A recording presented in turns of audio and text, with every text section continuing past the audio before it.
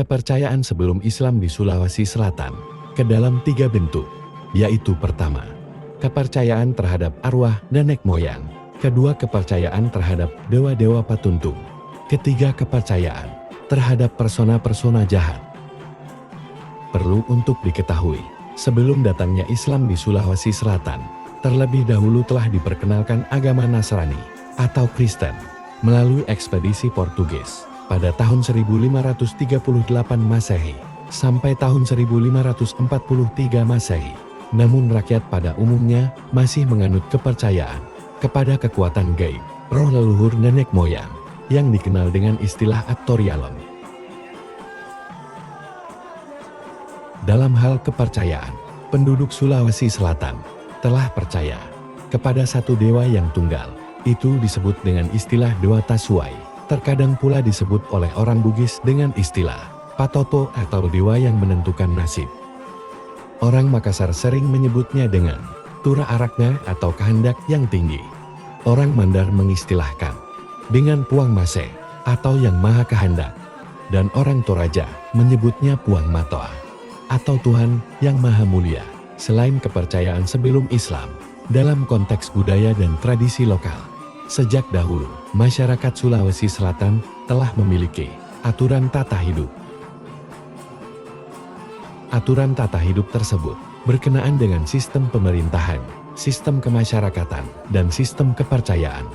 Orang Bugis menyebut keseluruhan sistem tersebut dengan istilah Pangadareng. Orang Makassar menyebutnya Pangadaka. Orang Luwu menyebutnya Pangandaran. Orang Toraja menyebutnya Ngelutodolo. Dan orang Mandar menyebutnya ada sisa. Kepercayaan yang mirip dengan kepercayaan Alutodolo masyarakat Toraja masih terdapat di berbagai tempat di daerah Sulawesi Selatan.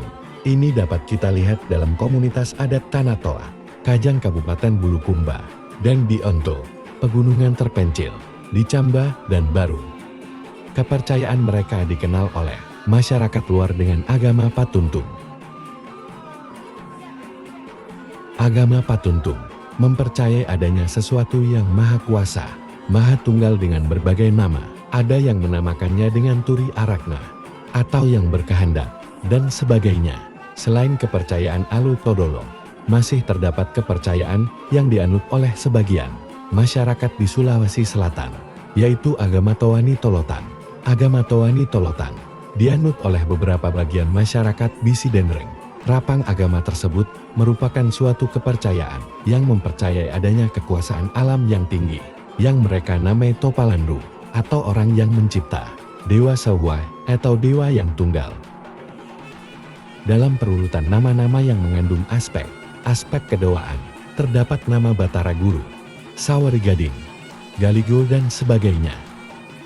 Sejalan dengan pandangan di atas, Matulada mengatakan bahwa sebelum kedatangan Islam, sebagian masyarakat Sulawesi Selatan sudah mempunyai kepercayaan asli. Religi orang Bugis Makassar pada masa pra-Islam, seperti tergambar dalam epik Ila Galigo, sebenarnya sudah mengandung kepercayaan kepada Tuhan yang tunggal, yang disebut dengan beberapa nama, seperti Patotoe, atau Dia yang menentukan nasib, Dewa Tasawai, atau Dewa yang tunggal, dan Turi Arakna, atau kehendak yang tinggi. Selain mengacu pada cerita Ila Galigo, kepercayaan masyarakat Bugis sebelum Islam juga dapat ditelusuri melalui keberadaan komunitas bisu di istana kerajaan Bugis, termasuk di kerajaan Bone. Alasannya, karena umumnya ahli meyakini bahwa bisu adalah semacam pendeta agama pada masa itu. Gilbert Albert Hamonik misalnya, menyatakan bahwa di zaman kuno, kepercayaan di Sulawesi Selatan sangat kaya, jauh lebih kaya daripada kepercayaan yang disebut dengan salah sebagai animisme saja. Setelah proses Islamisasi, sistem kepercayaan tersebut kemudian beralih kepada Islam. Namun kepercayaan lama yang dianut oleh masyarakat tidak serta-merta hilang begitu saja. Fase pengislaman Sulawesi Selatan secara politis dan militer dapat dianggap selesai setelah Tanah Bone menerima Islam sebagai agama resmi pada tahun 1611 Masehi. Fase berikutnya adalah tahapan pengembangan ajaran Islam dan pemantapannya dalam pelaksanaan politik pada tiap-tiap kerajaan. Menurut Matulada, walau ajaran Islam berkembang, namun kebiasaan-kebiasaan yang menyangkut lapangan kehidupan yang penting tetap dilakukan, seperti memberi sesajen pada saukang pada waktu hajatan, tetap berlanjut. Pada tahap awal, ajaran Islam belum diarahkan untuk pemberantasan hal-hal yang dipandang berlawanan dengan syariat Islam. Bahkan Nur Hayati Jamas menegaskan bahwa kedatangan agama Islam tidak serta-merta menumbangkan adat istiadat dan tradisi lokal yang perwujudannya nampak dilandasi oleh kepercayaan asli nenek moyang.